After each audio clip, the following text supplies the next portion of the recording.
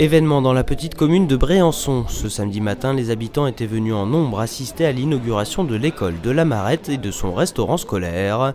Un événement qui dépasse les frontières de la commune puisque les enfants d'Aulmes et de Neuilly-en-Vexin y sont scolarisés. C'est donc dans un village en fête que le président du conseil général, Arnaud Bazin, a inauguré cet établissement situé juste en face de la mairie. Symbole de la vie et de l'avenir d'une commune rurale, l'école est un élément déterminant pour les familles qui choisissent la vie à la campagne. Un atout qui n'a pas échappé au Conseil général.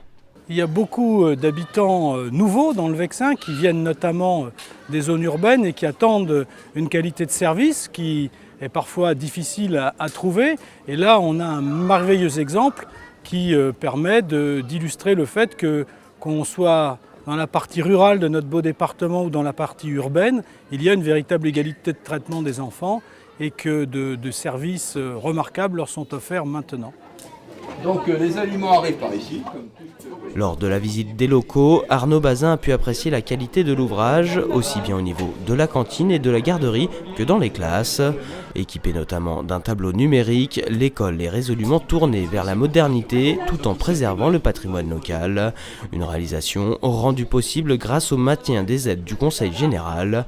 Le département a versé plus de 210 000 € dans le cadre des dispositifs aménagement de village et contrat rural.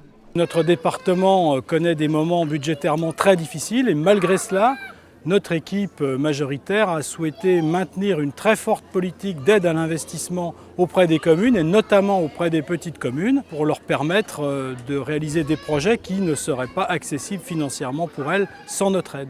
Un tiers de l'aide du département a servi à l'aménagement de la place de l'école et de la mairie. Ainsi, c'est toute l'entrée du village qui a été transformée et sécurisée. Au final, le coût de l'ensemble des travaux s'élève à plus d'1 million d'euros.